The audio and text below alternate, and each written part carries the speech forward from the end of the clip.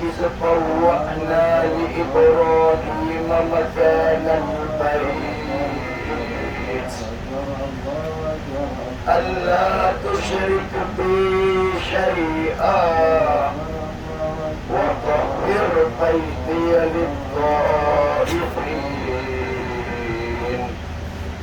والقائمين والركع السجود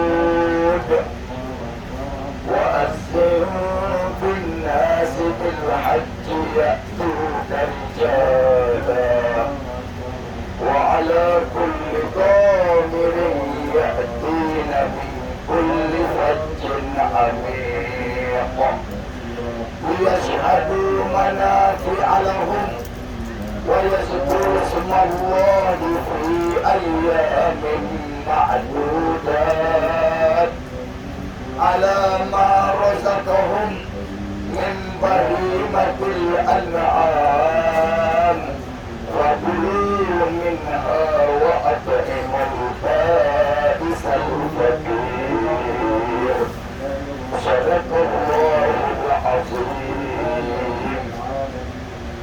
Ayat yang terkait dengan kedudukan kita di Mina dia liyashhadu manafi'a lahum.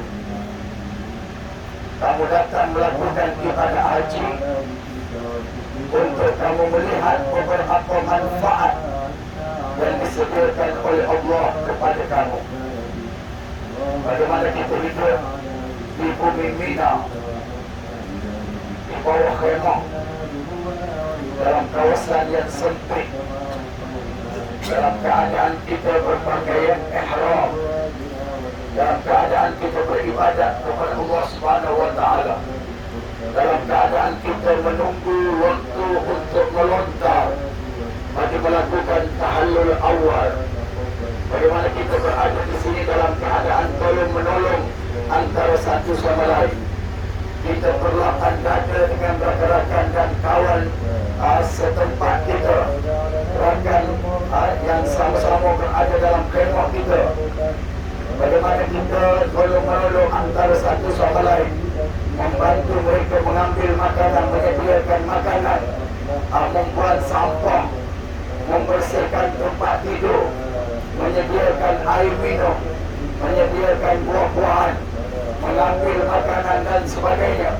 Ini semua adalah termasuk dalam perintah Allah, wa ta'awanu 'alal birri wat taqwa. Menolonglah kamu pada kebaikan, birri, kebajikan, kebaikan, wat taqwa, dan ketakwaan kepada Allah Subhanahu wa taala. Selepas daripada itu Allah kata, wa yazkuru ismallahi fi ayyamin ma'dudat. Kamu mengingati Allah, kamu menyebut akan nama Allah Subhanahu wa taala fi yaumin ma'dudat, pada hari-hari tertentu. Kita sebut nama Allah, kita bertalbiyah, kita berzikir ketika di bumi Arafat, kita berzikir kepada Allah, kita bertalbiyah, kita buat solat-solat, kemudian kita mendirikan solat subuh di bumi mana? Di bumi Muzdalifah. Kemudian kita bergerak ke Mina, kita mendirikan solat, kita berzikir kepada Allah, kita bertasbih, mengingati sambil pesan-pesan antara satu sama lain, dan kita juga tolong menolong antara satu sama lain, dan kita bertalbiyah dan mengagungkan Allah Subhanahu wa taala pada hari-hari tasyrik, yaitu pada hari yang ke-11, hari ke-12, hari ke-13 bulan Zulhijjah, di mana kita masih lagi berada di bumi Mina ini.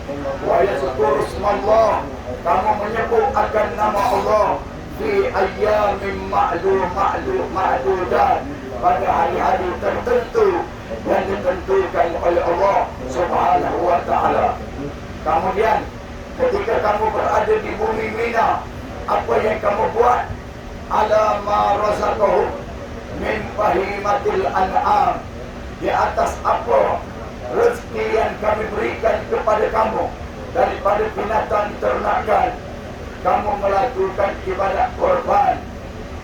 Allah Subhanahu wa taala suruh kita berkorban. Wa kulu minha, maka makanlah sebahagian daripadanya.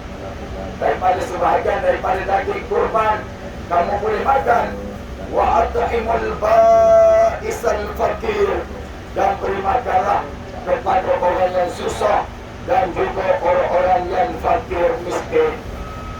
Jadi itu di antara hikmat orang yang kaya melakukan ibadat korban sebagai tanda kesyukuran di atas rezeki yang diberikan oleh Allah, dikongsi sama kepada orang-orang yang miskin, yang fakir dan memerlukannya, supaya mereka turut bergembira di hari raya. Inilah konsep di dalam Islam. Begitu juga zakat. Khudz min amwalihim shadaqatan tutahhiruhum wa tuzakkihim biha. Ambillah sebahagian daripada harta orang yang kaya itu, diberikan kepada orang miskin.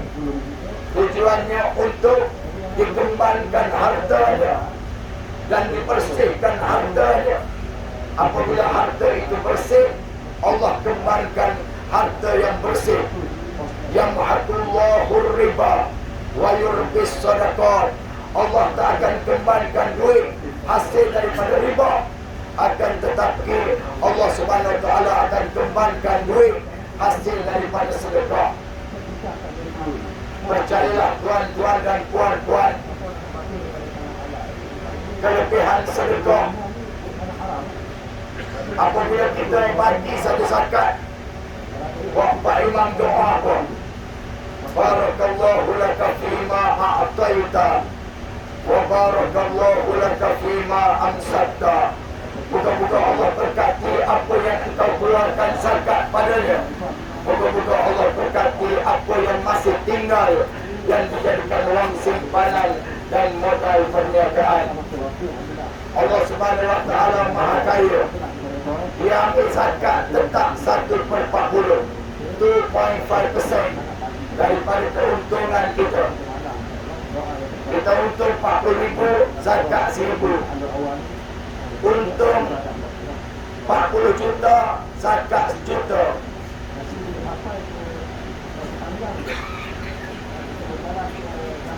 Masalahnya minta turun kira.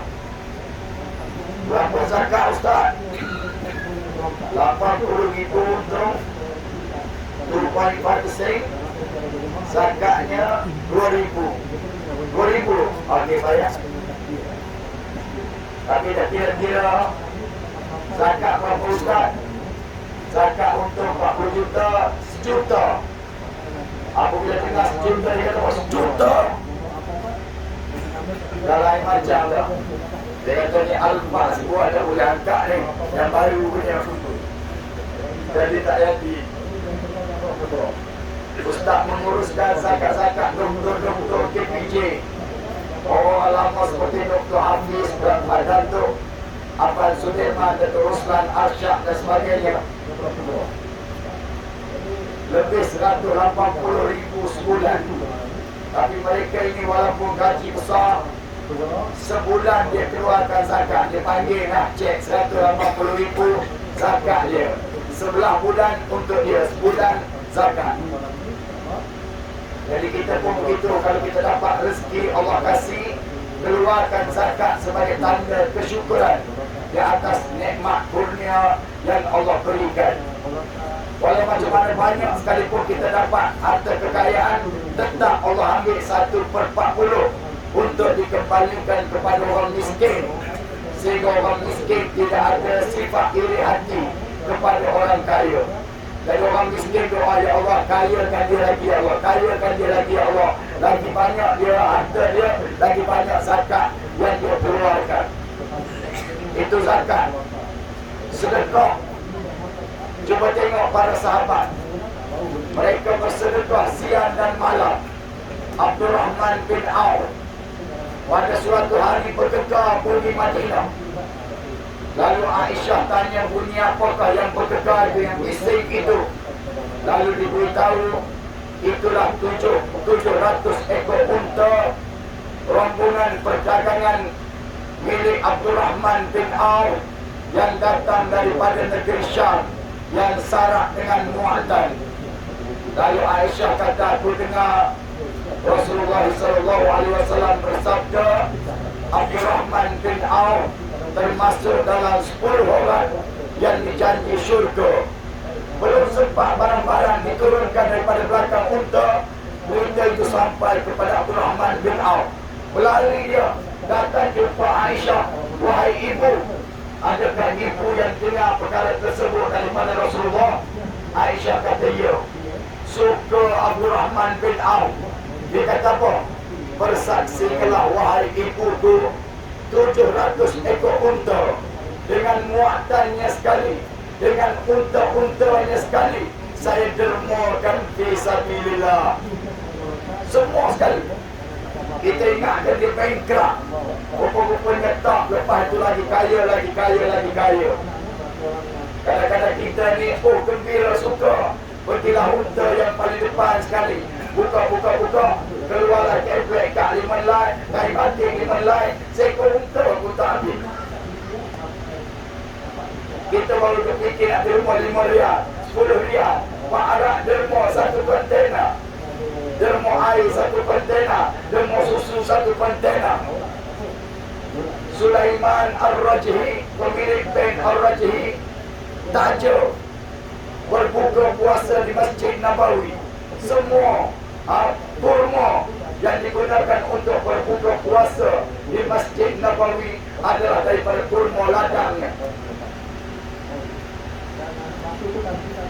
Cuba dengar kisah ini sebagai penutup hebatnya sedekah. Pada suatu hari seorang miskin datang ke rumah Nabi SAW minta sedekah. Rasulullah suruh Aisyah berikan jubahnya kepada lelaki itu. Lelaki itu dapat jubah, pergi ke pasar, lalu dia berelong, siapa nak beli jubah Rasulullah, siapa nak beli jubah Rasulullah. Apabila para sahabat dengar jubah Rasulullah, lalu mereka pun membeda, lawan harga. Ada seorang kaya yang buta yang berkata kepada hambanya, kamu pergi beda, pergi lawan harga tersebut. Jika sekiranya kamu dapat beli jubah Rasulullah, walaupun berapa sekali harganya, aku akan merdekakan kamu. Lalu hamba dia pun pergi lawan bedaan tersebut, harga, lawan. Ringkasnya dia dapat beli jubah Nabi SAW. Dia pun bawa balik, serahkan jubah itu kepada tuan dia yang buta. Suka sungguh tuan dia. Lalu dia ambil jubah Nabi, dia doa, ya Allah, ya Tuhanku, dengan berkat jubahmu ya Rasulullah, aku memohon kepadamu ya Allah, kembalikanlah penglihatanku. Lalu dia pun letak jubah tersebut pada muka dia. Tiba-tiba dia dapat melihat. Lalu tuan dia berkata, aku menunaikan janjiku kepadamu. Sekarang aku merdekakan kamu, aku bebaskan kamu. Pagi besok, pagi-pagi lagi dia bawa jubah Rasulullah. Dia pergi ke rumah Rasulullah, bagi salam, Assalamualaikum ya Rasulullah. Waalaikumsalam ya Rasulullah, saya mahu kembalikan jubah kamu ya Rasulullah. Rasulullah tanya, macam mana boleh berlaku begini? Dia pun cerita apa yang berlaku di pasar dan apa yang berlaku kepadanya. Rasulullah pun ambil. Apabila lelaki itu balik, Rasulullah kata, ya Aisyah, cuba kamu perhatikan, satu jubah yang disedekahkan boleh mengkayakan seorang miskin. Yang kedua, boleh menyembuhkan penyakit buta seorang yang buta. Yang ketiga, boleh memerdekakan seorang hamba Yang keempat, kita yang menyumbang, yang menderma dapat balik diganti oleh Allah Subhanahu wa taala apa yang kita dermakan. Jadi ini adalah simbolik daripada kelebihan derma. Sementara kita berada di tanah haram, sementara kita berada di bumi Mekah, sementara kita berada di Madinah nanti, maka lembulah peluang untuk menyumbang, peluang untuk menderma, sama ada dalam bentuk tenaga, walaupun dalam bentuk usaha dan pertolongan fizikal, ataupun dengan keuangan, rezeki yang diberikan oleh Allah Subhanahu wa taala. Yakin dan percayalah, berapa banyak yang kita dermakan pada jalan Allah di tanah haram ini, pada musim haji ini, Allah pasti akan membalasnya. Masalul ladzina yunfiquna amwalahum fi sabilillah kamathali habbatin ambatat sab'a sanabila fi kulli sunbulatin mi'atu habba wallahu yudha'ifu liman yasha wallahu wasi'un alim. Bandingan orang yang menyumbangkan hartanya pada jalan Allah samalah seperti satu biji benih yang ditanam, kemudian tumbuh daripadanya 7 tangkai. Setiap tangkai ada 100 biji. Bahkan Allah boleh ganda lebih lagi kepada sesiapa yang Allah kehendaki. Itulah kelebihan bersedekah ataupun menyumbang pada jalan Allah Subhanahu wa taala. Mudah-mudahan kita merebut peluang sementara kita berada di tanah Arab ini, sementara kita berada di Mekah ini, sementara kita dalam kerja-kerja haji ini, untuk merebut peluang menyumbang pada jalan Allah Subhanahu wa taala. Sekian, wassalamualaikum